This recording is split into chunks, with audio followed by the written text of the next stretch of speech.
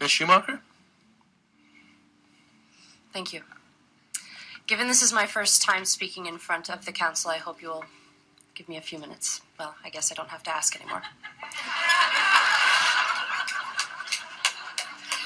Just adjust. First, I must take a moment to thank the tremendous, stalwart, creative, and loving efforts of those without whom I would not be sitting where I am sitting today. To my wife, Maria Cerda, I couldn't have done this without you.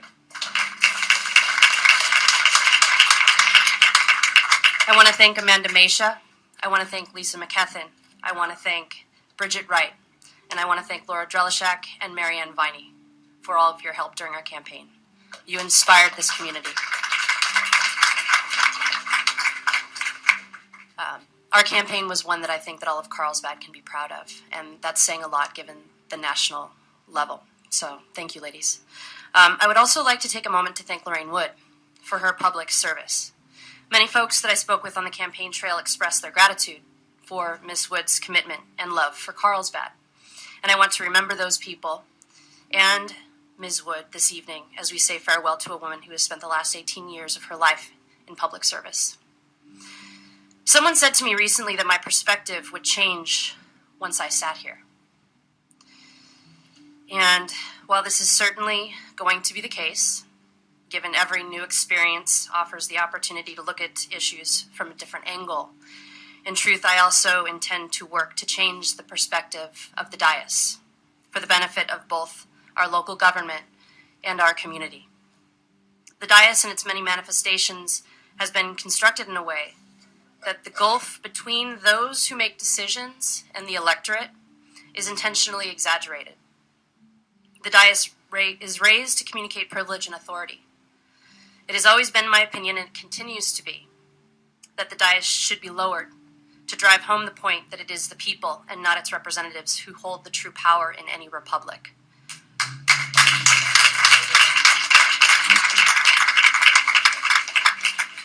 In essence, the plaque on our wall communicates in words what the dais stresses symbolically. When abused, this thinking engenders a patronizing feudalism. As a great thinker once wrote, "It is the people's support that lends power to the institutions of a country. And this support is but a continuation of the consent that brought the laws into existence to begin with. All political institutions are manifestations and materializations of power. They petrify and decay as soon as the living power of the people ceases to uphold them." This is what Madison meant when he said all governments rest on opinion. End quote. But this is also true. There is a tyranny of the majority that constantly threatens democratic society. Any minority group, whether Latino, homeless, LGBT, or those who are differently abled, for examples, will attest to this.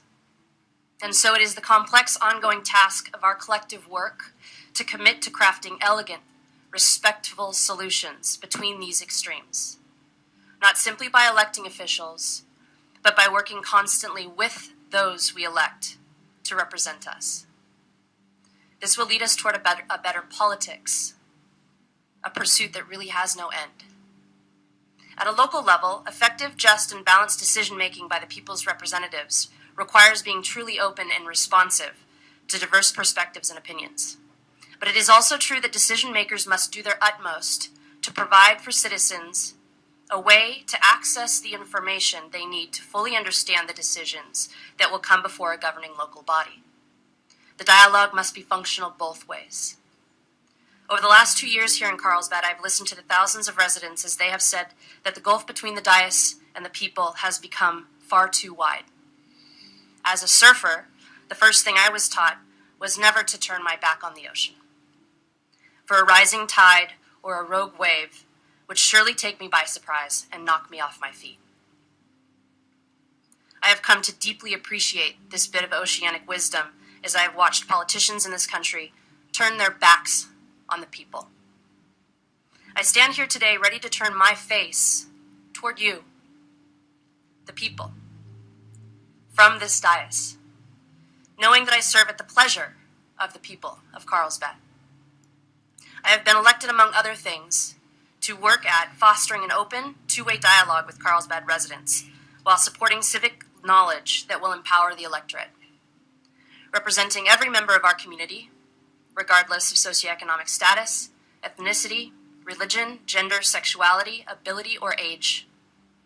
Standing for moderated growth that is intelligently guided by the community and the city in partnership, that is with a big picture perspective that takes into account the cumulative impacts on our residents and our environment.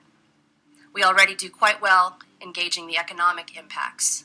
I am simply seeking here to expand this accounting.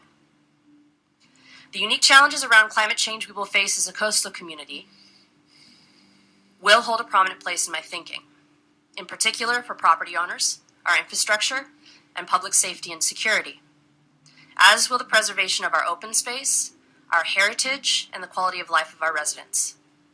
And finally, building a more robust economic future for Carlsbad, further incorporating the clean green tech industries that have seen 5 times the economic growth in recent years than that of the United States as a whole. In short, I am going to work extremely hard to expand on our strengths, to thoughtfully grow our prosperity, and most importantly, to decrease the gulf between the dais and the people. I am deeply grateful for the sacred duty that has been entrusted to me by the people of Carlsbad, and I very much look forward to what we will all do together over the next 4 years. So thank you.